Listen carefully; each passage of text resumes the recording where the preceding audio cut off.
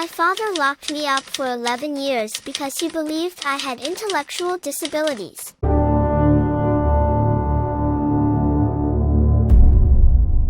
Hello everyone, I'm Genie, and I want to share my story.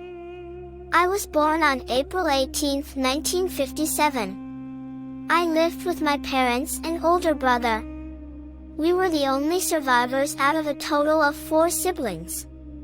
My parents had frequent disagreements. My mother suffered from progressive blindness due to cataracts and retinal detachment.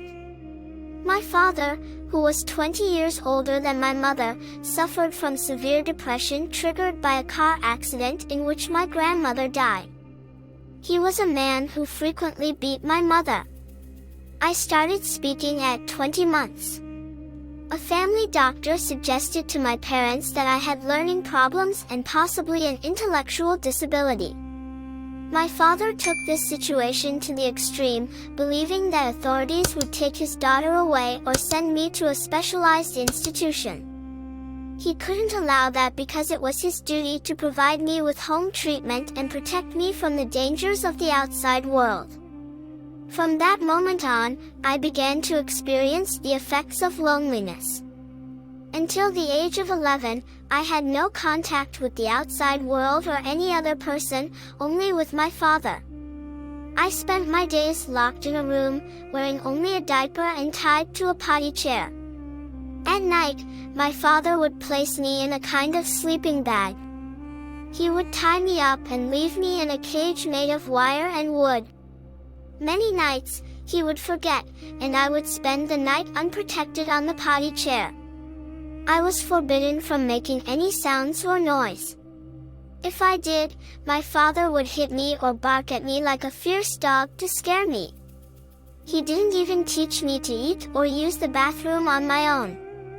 My diet until the age of 13 consisted of baby food, cereals, and boiled eggs. All the food I ate was provided to me by my father's hand, so I didn't know how to eat properly. My room was a sealed-off space with no decorations on the walls. I had no access to a radio, television, or educational materials. If I happened to hear any words, they were primitive and aggressive. At the age of 13, I only understood 20 words, most of which were short and negative, like stop, enough, shut up, and no. The rest of my family lived in a similar way, being kept captive, although they were allowed to leave occasionally. When they weren't allowed to leave, my father would sit with a loaded gun to watch over them. They were also strictly forbidden from speaking to me. At some point in the mid-1970s, tired of the abuse and beatings, my mother managed to escape, taking my brother and me with her. Due to the precarious economic situation, she didn't have money for an operation to regain her sight. On November 4, 1970, she went to a charity office seeking state support. The social worker who attended to her immediately noticed that I was using diapers, staring at undefined points in space, and holding my hands as if supported by an imaginary railing while making childish noises. She thought I was autistic and probably no older than 7. When she discovered that I was actually 13, she called her supervisor, who alerted the police. I was immediately taken into custody, and my parents were accused of negligence and child abuse. After a custody trial, I was sent back to my mother, who had undergone eye surgery. After a few months, she realized that taking care of me was a very difficult task. However, due to the legal terms of the trial, the doctors were not allowed to return me to my mother. I ended up in a children's hospital, where I began to make progress. I tried to dress myself and use the restroom. I showed a keen interest in naming objects that caught my attention, pointing at them until someone said their name.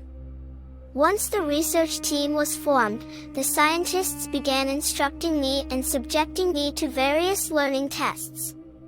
I quickly acquired a vocabulary of a few hundred words, but I hardly spoke. When I did, I would utter words in high-pitched, short tones without variation, making them difficult to understand. It was known that my parents punished me when I made noise, so it was impossible to determine whether my lack of oral expression was due to a birth delay or the abuse and confinement I suffered.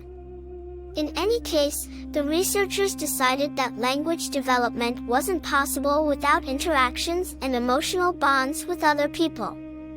So, I was placed in a foster home. I ended up living in 6 foster homes, some of which I was mistreated again and experienced regressions, especially after being punished for vomiting. This caused me to develop a fear of opening my mouth again, causing me to stop speaking once more. My case is a clear example of the effects of severe isolation during the developmental phase. In this case, not only was the formation of social interactions prevented, but my bodily movements were severely restricted in an environment lacking new stimuli. The only thing known about me currently is that I am in an adult care institution. My brother is still alive, and my mother passed away in 2002. My story was an inspiration for filmmakers. It reached the big screen and a movie was made based on my real story. If you want to know more shared stories, don't forget to subscribe and activate the bell so you don't miss the next one. And you would help me a lot by leaving a like on this shared story. Thanks for watching the video until the end.